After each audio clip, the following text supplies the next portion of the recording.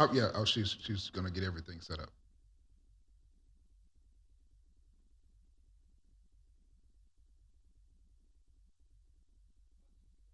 Okay.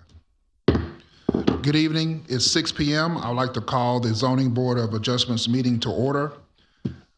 We will have a roll call, then we will have an introduction, approval of minutes, and then we will go into our regular agenda. Once we get into the regular agenda, the order of the regular agenda will be the purpose of the order, the purpose of the hearing, then we will have a staff report, then we will have an applicant presentation. Then after that, we will have persons wishing to speak for or against. Then the staff and the board will have a discussion, and then we will have a consideration and possible action. So we do have a quorum of 5 members. We would like to, first order of business is approval of minutes. Is there a motion to approve the November 7th, 2024 minutes? And so moved. Is there a second? It's been motion and second. Any discussion? All in favor, raise your hand. All opposed, raise your hand. Motion carries 5-0. We'd like to move into our regular agenda. Consideration and possible action for VARZ 24-23, special exception and variance for the development of a new building at the Alice Street Water Plant Facility.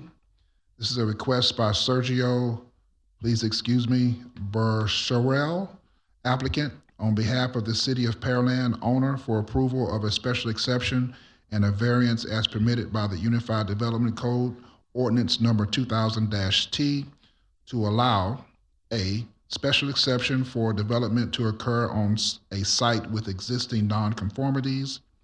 B, variance to remove the landscape buffer requirement for a non-residential use that has a side or rear contiguous to any residential use or residential zoning district. The general location is 1550 Pro Fax Drive, Pearland, Texas. Staff report?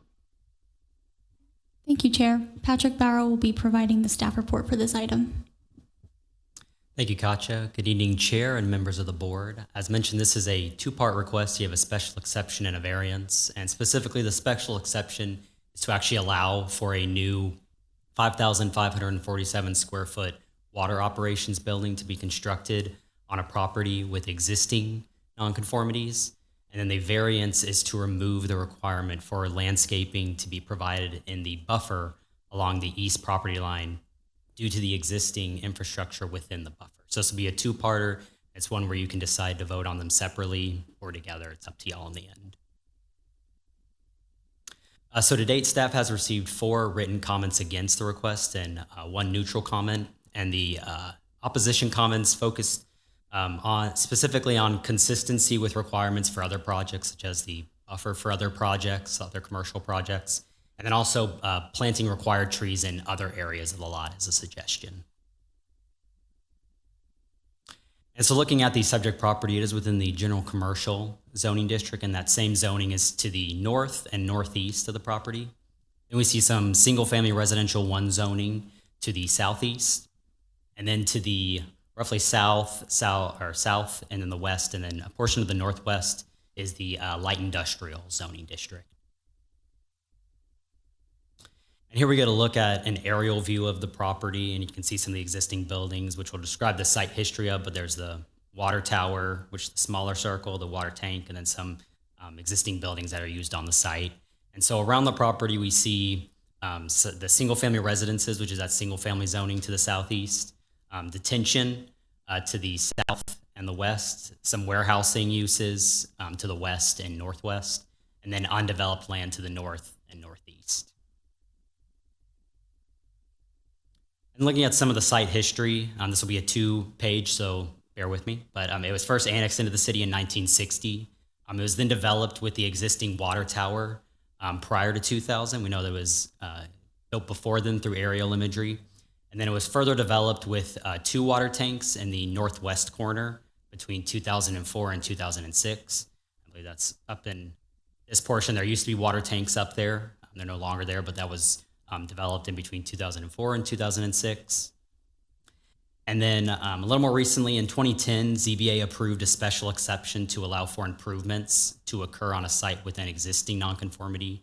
The nonconformity pertained to the water tank, or I believe it's the water tower, actually encroaching the 25-foot rear setback along the south property line.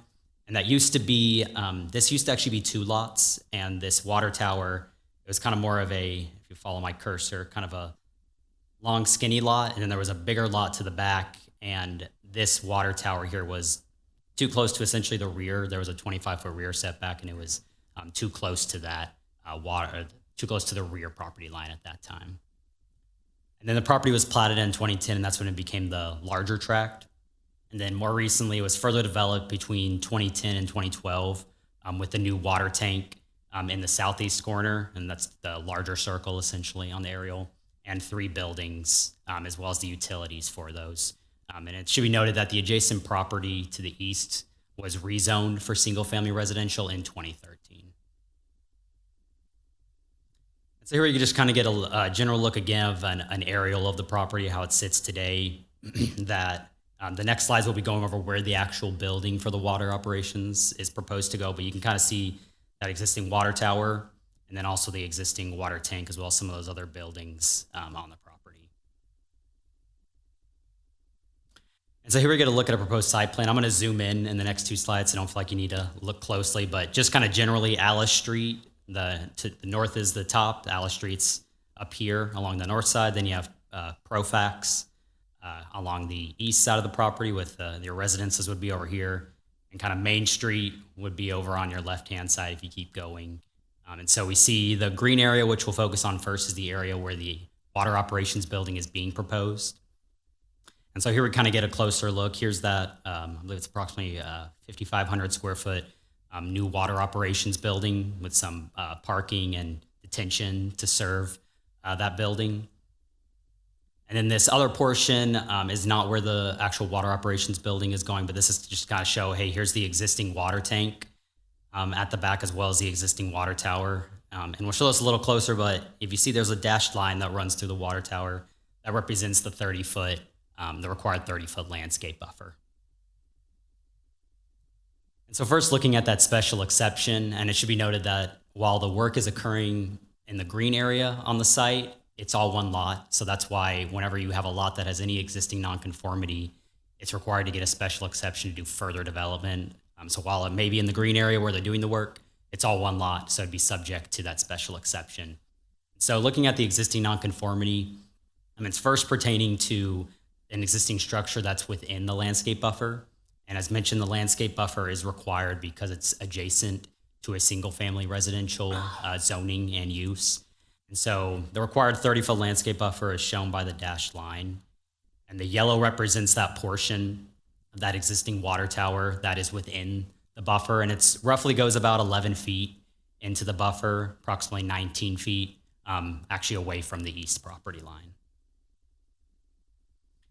And so staff found that this request met criterion 4 for approval of a special exception, which states construction of a new structure on the same property where a nonconformity already exists, whether it is a nonconformity in existing structure or of the property itself, provided the new structure assumes the existing nonconformity status and no nonconforming use is expanded into the structure. And so one thing to note is if the site were to come into compliance with the required landscape buffer as it pertains to the structure going into it, then any portion of that existing water tower within the landscape buffer would need to be demolished as it encroaches on the buffer, which may impose a hardship on the property. And as noted again, the existing or the requested special exception is to allow for the existing structure to the water tower to remain within the required 30-foot landscape buffer as the property is developed. And therefore, staff recommends approval of the special exception request to allow for development to occur on a property with an existing nonconformity. And now kind of shifting gears, that was request A, that was focusing on the special exception to just allow for the water tower to stay in its existing place. Request B is actually for the landscape buffer variance, and specifically it's for the required landscaping within the buffer. And so just to note again, the red dashed area, that's the 30-foot landscape buffer. And within this area, Landscaping would be required, which will be shown on this slide. This is the requirements for any development that's non-residential, that's adjacent to a single-family residential use. And so they would first be required to have a continuous evergreen vegetative screen down the entire length that they share with single-family use. They'd also be required to have large shade trees, and the ratio is 1 inch per every 10 feet of lot length, which comes out to being 34 inches of large shade trees would be required along the length of this buffer. And then also, lastly, ornamental trees would be required as well within the buffer, and their ratio is 1 inch per every 15 feet of lot length, and that requires 23 inches of ornamental trees. And so I'll zoom a little closer into this. This is something that the applicant provided that shows some of the existing utilities on the site, and we'll kind of focus more into the buffer area specifically and note what existing infrastructure is within that area. I tried to do my best at making it the most understandable as possible. There's a lot of lines running everywhere. And so just to kind of mark things out, the maroon line represents the 30-foot landscape buffer, where down from that 30-foot landscape buffer be where trees would be provided. And so the orange represents the existing water tower, and you can see that portion that comes into there. The green represents one of the utility lines, and I'm kind of run with my cursor on some of the utility lines that run through the buffer. The blue represents what's called a riprap. It's essentially a mechanism for the actual water tank. You can kind of see it right here in the blue, down at the bottom of the water tank. And then the yellow represents the drainage swale that actually goes along the property line for pretty much the entirety of that eastern, and it goes down the southern property line. And so these are some of the hardships and existing conditions that the applicant has noted as being a hardship to providing the required landscaping within this area. And so staff found that the request met all 8 of the criteria for approval of a variance. And specifically, as noted, the existing infrastructure conditions should be noted that they were developed prior to the adjacent property being rezoned and built with single-family homes, as they were constructed in 2010 to 2012, and then the residences were rezoned in 2013 and then built more in 2014 to 2016 when they started. And the existing infrastructure is a unique feature of the site. And it should be noted that there is not adequate space to accommodate the required landscaping without there potentially being a conflict with the existing structures as well as the utility lines and the drainage swell. As the trees grow out, they may be small when planted, but over time they'll grow and move out from there and potentially impact those lines. And then additionally, it should be noted that any new landscape installed will be required to be irrigated. That's a requirement across the board for any development. And this may pose a challenge to running irrigation lines through those areas that already have a number of existing infrastructure, such as the utility lines and the drainage swale. And so therefore, staff recommends approval of the variance to remove the requirement for landscaping to be provided in the landscape buffer along the east property line adjacent to the single-family subdivision. And that concludes staff's report. Thank you. Do we have an applicant presentation? Do you have any persons wishing to speak for or against? And Chair, I just want to recognize we do have the projects team here available since they didn't speak up as the applicant. So the city is the applicant, but city planning staff is not necessarily the applicant. It's the projects team that this is their application. So just want to recognize that they are here. It's not like they're not here. Understand. Any persons wishing to speak for or against? We'd like to move into staff, commission, and applicant discussion. Any questions, board, do you have for the staff?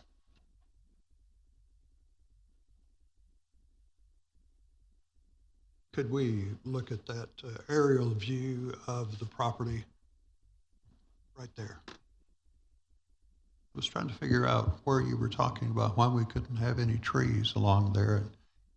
And is it primarily because we have buried utility lines? Is that the, Yeah, so you can see it's actually, where my cursor go?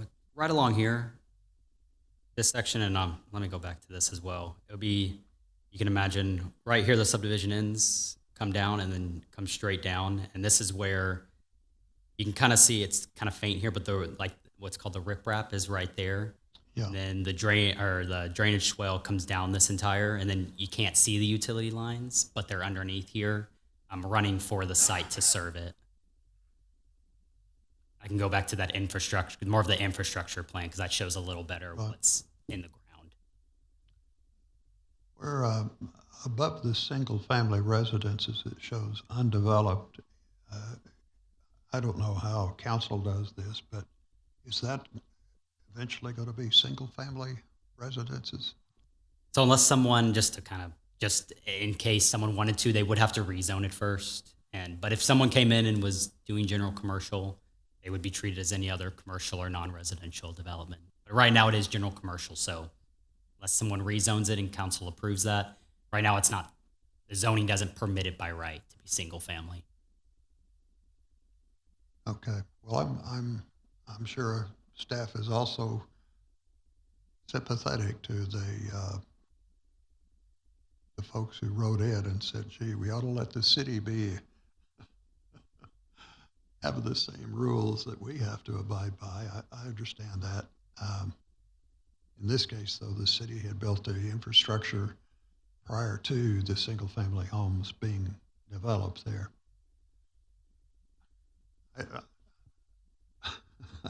I don't know, I just wish there was some way we could think of to put something to do with a landscape buffer or something to kind of, I know we can't build a big 25-foot wall there, but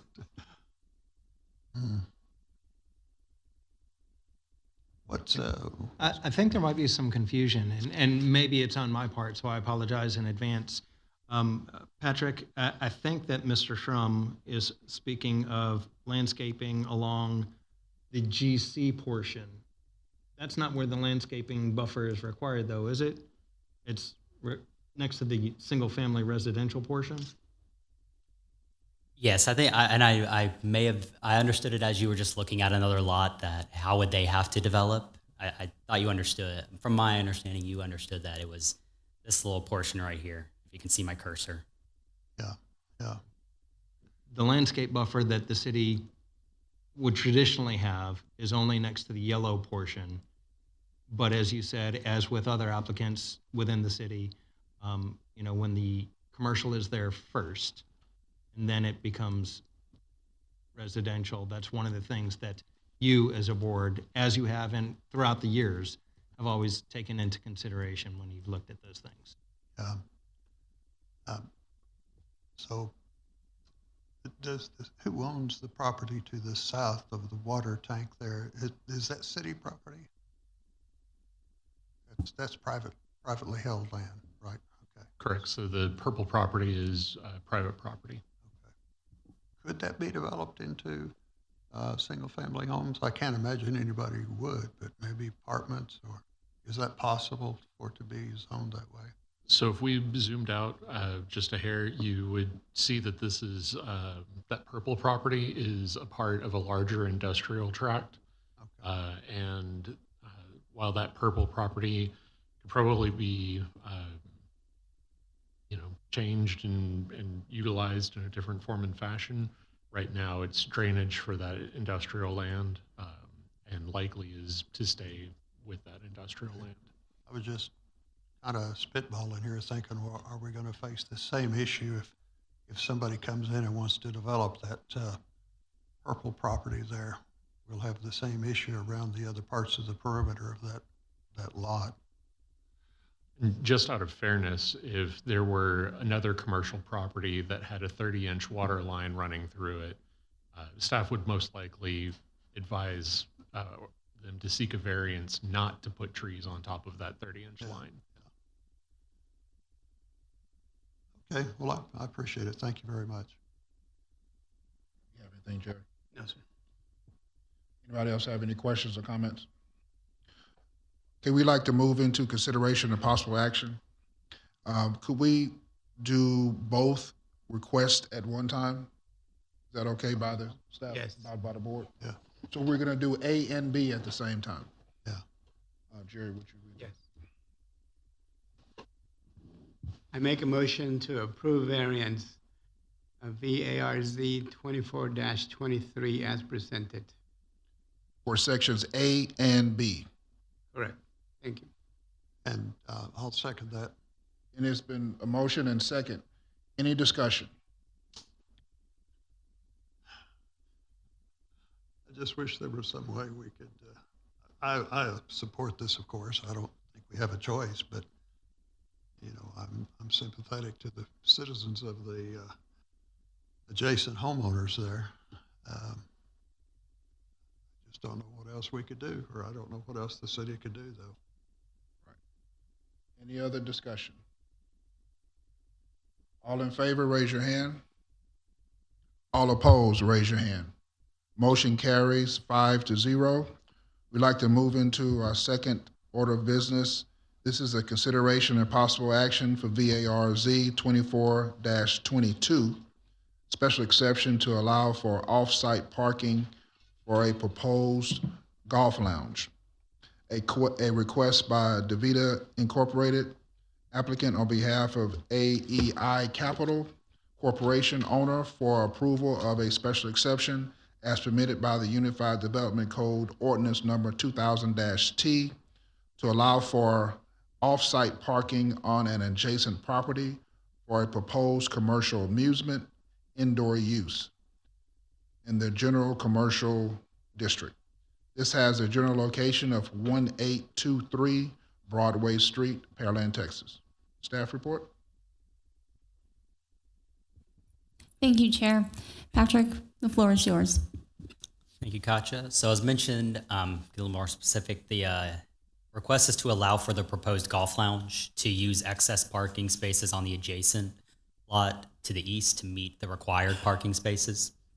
Currently, they have an 8,000 square foot building, and based on their use, which is classified under our commercial amusement indoor, and specifically there's specific requirements for different kind of commercial amusement, but essentially a golf use indoor has a certain requirement, and that requires 52 parking spaces on the lot. Subject property only has 32 existing parking spaces. However, it should be noted that the existing multi-tenant does have an excess of 20 parking spaces, and we'll go through the calculations in further slides. And currently they are drafting the shared parking agreement with between the owners. And so to date, staff has not received any comments in support or against the request. And kind of looking at the property as well as the surrounding zoning, we see that the subject property as well as the properties to the north, east, and west are all the general commercial zoning. And then the properties to the south across Broadway are the general business zoning.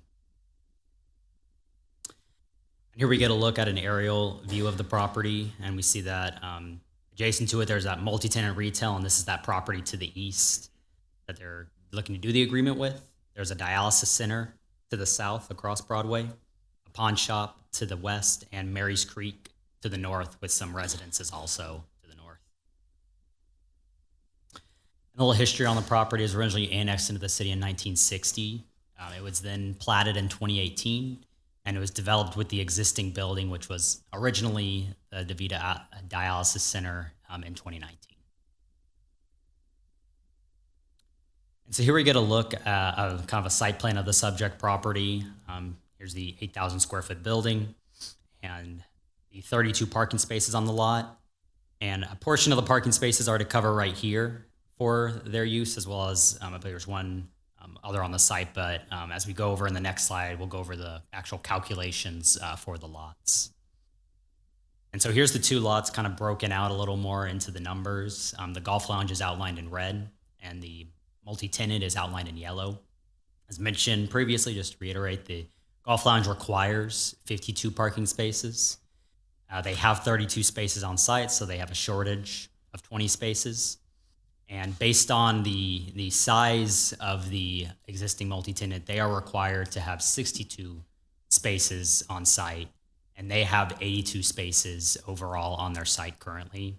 Thus, they have an excess of 20 spaces, and thus it's able to be used through that if they do the agreement and the board approves to allow for them to use those 20 spaces to meet their requirement. And so staff found that the request met criterion 3 for approval of a special exception with some conditions from staff, which we'll go over in the recommendation slide. And as mentioned, the request meets criterion 3, and the adjacent multi-tenant property to the east, as shown, has excess parking to accommodate the additional parking that's needed for the use.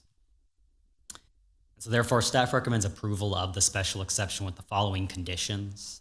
Condition 1 is that a copy of the signed and recorded shared parking agreement must be submitted to the city prior to receiving approval for permits allowing occupancy.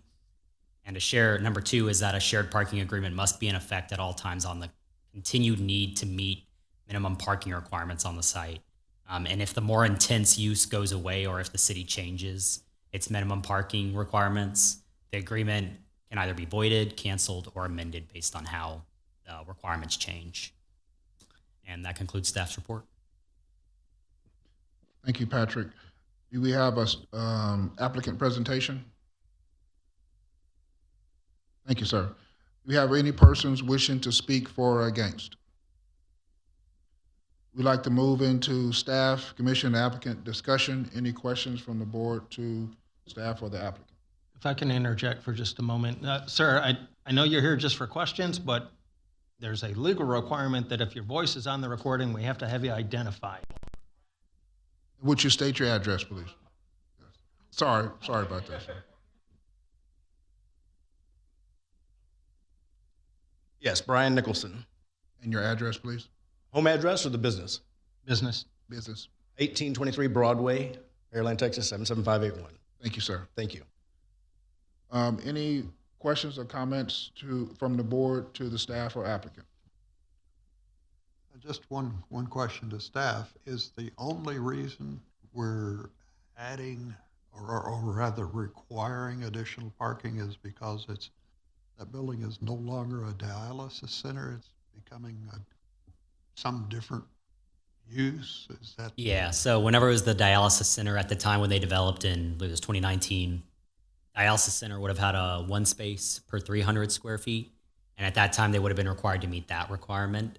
Now that it's the commercial amusement golf lounge use, that requires, I believe it's 1 space for every 200 square feet. Plus, whenever they essentially have simulators in there, they don't have holes, but we treat them as holes.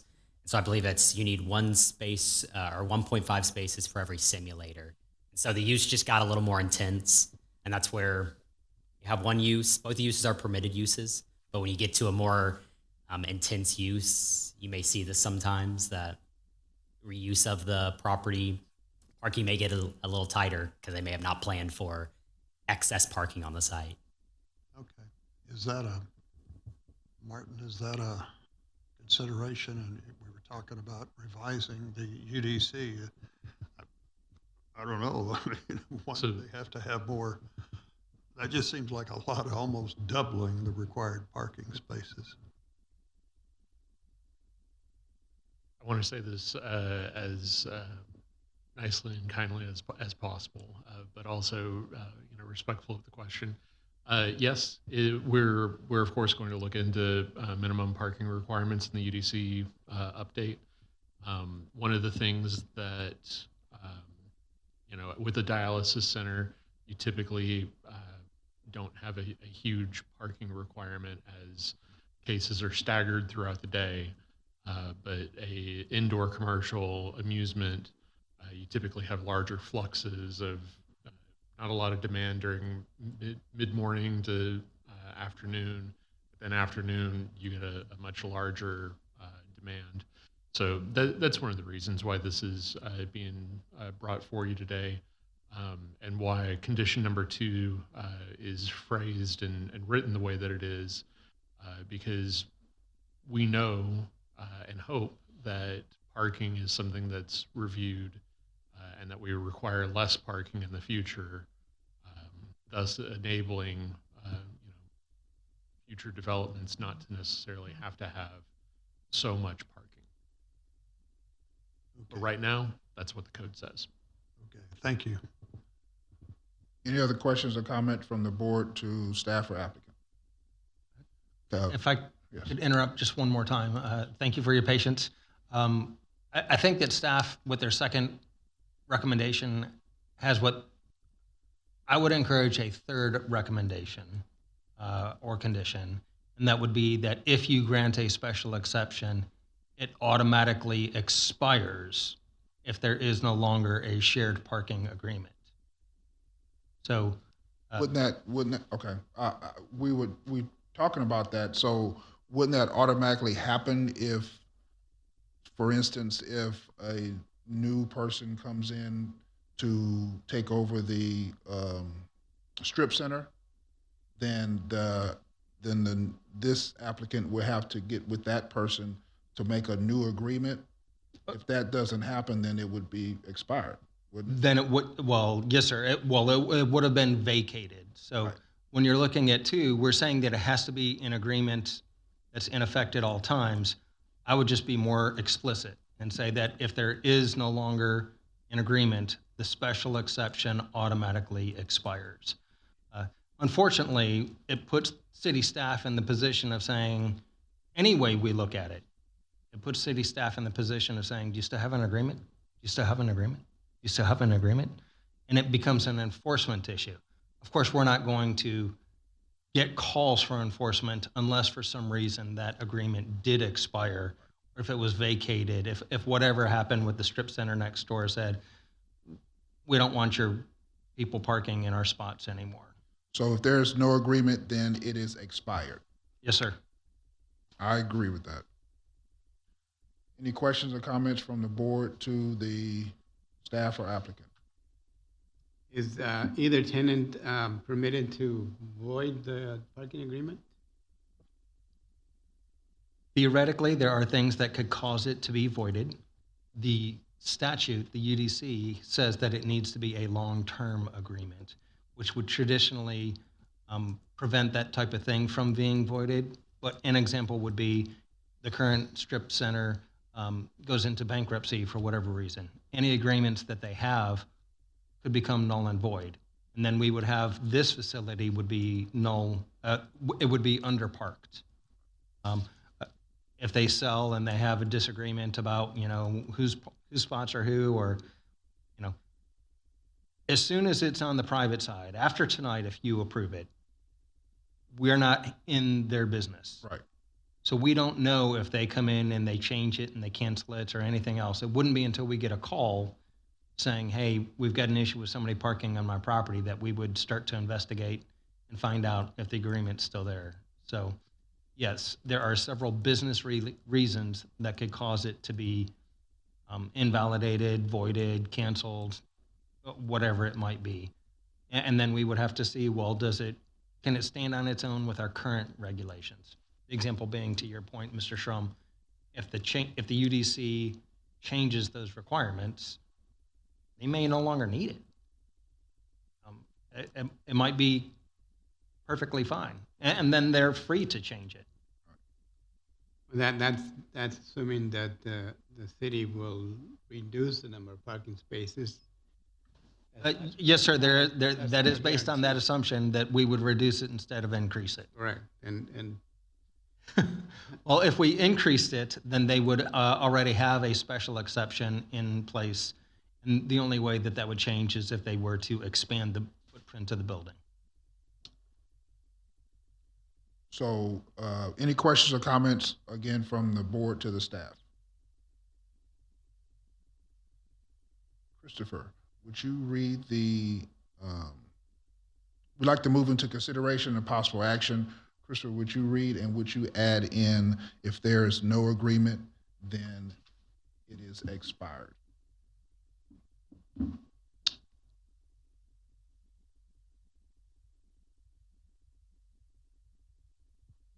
I make a motion to approve variance 24-22.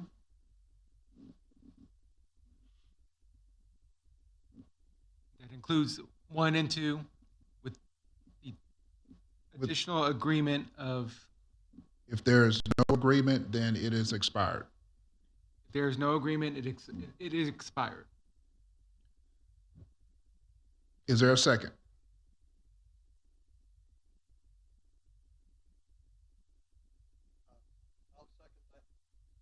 It has been seconded. Any discussion?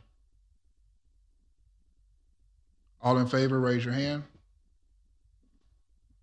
All opposed, raise your hand. We only have 3 approvals, 1 denial, and 1 abstain. Ms. Cook, I didn't get,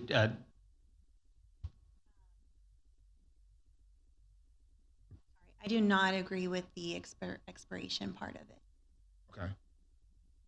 Okay. okay, so So- then the motion as presented would fail. Is there a separate motion? Yes, that motion has now failed because we only have a total of 3 approved, 1 denial, and 1 abstain. Is there a second motion on the table? I'm sorry, you called it an abstain, but I think that Ms. Cook's vote is actually a vote to deny it. Sorry, so it'd be because 2 denials. She does not agree with the third condition. Okay.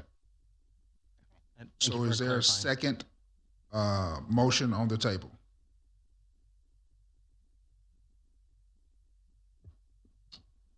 Well, help me out here.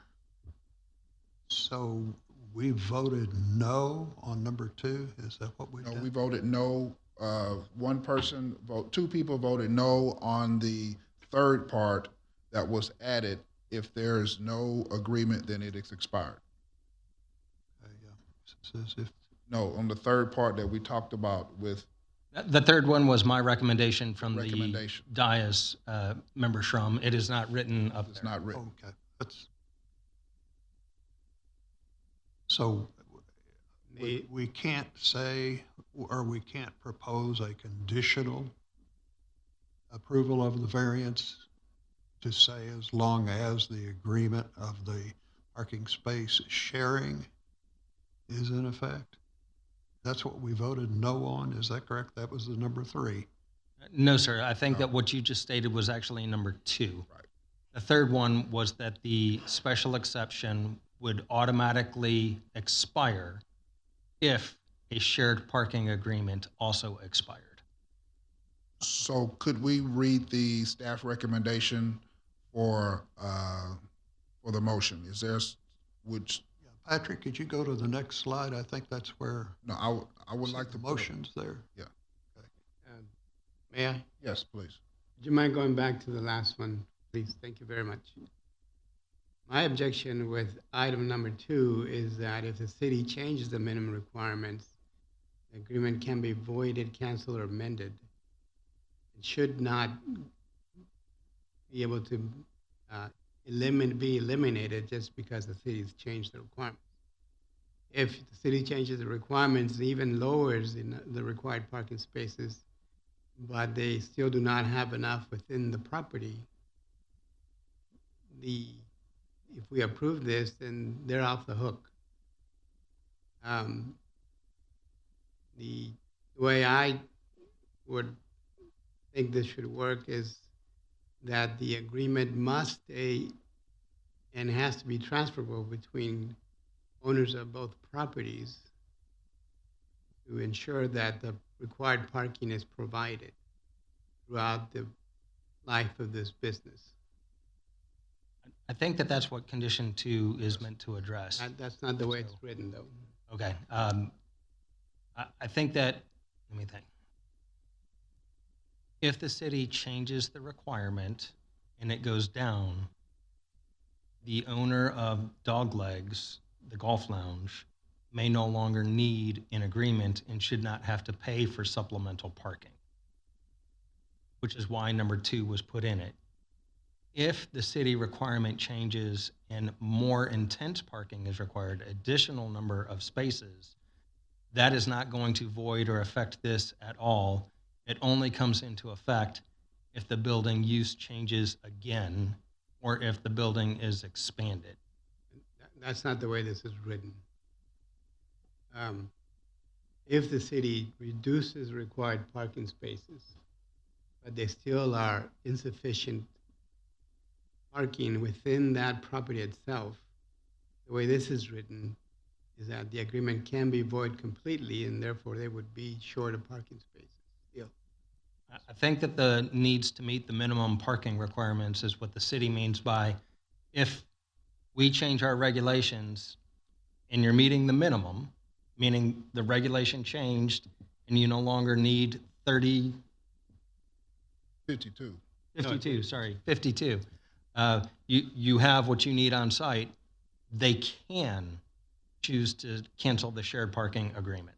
Yes, but if they still do not meet the minimum, because I doubt you're going to reduce the parking spaces by that many parking spaces. We would allow them to amend it to go down to whatever that minimum. Our concern is always your minimum threshold. I understand. I think if you remove the word voided and canceled, that would work. But voided and canceled is not. Okay, I understand what you're saying, and if you want to make a motion to have 1 and 2, but remove the words voided and canceled from 2, well, let the board decide. I'm okay with that. Do you have any, Christopher? Are you okay? Yes, yeah. Okay. So, would you read the motion and exclude void and cancel? I make a motion to approve variance 24-22 with item number 1 as written and presented, and with item number 2 modified to eliminate the wording stating of the words of voided and canceled, and amended to be left in place. There's been a motion on the floor. Is there a second? I second. It's been motion and second. Any discussion? All in favor, raise your hand. All opposed, raise your hand. Motion carries 5-0. And this concludes the December ZBA meeting for 2024. It is 6:42 p.m.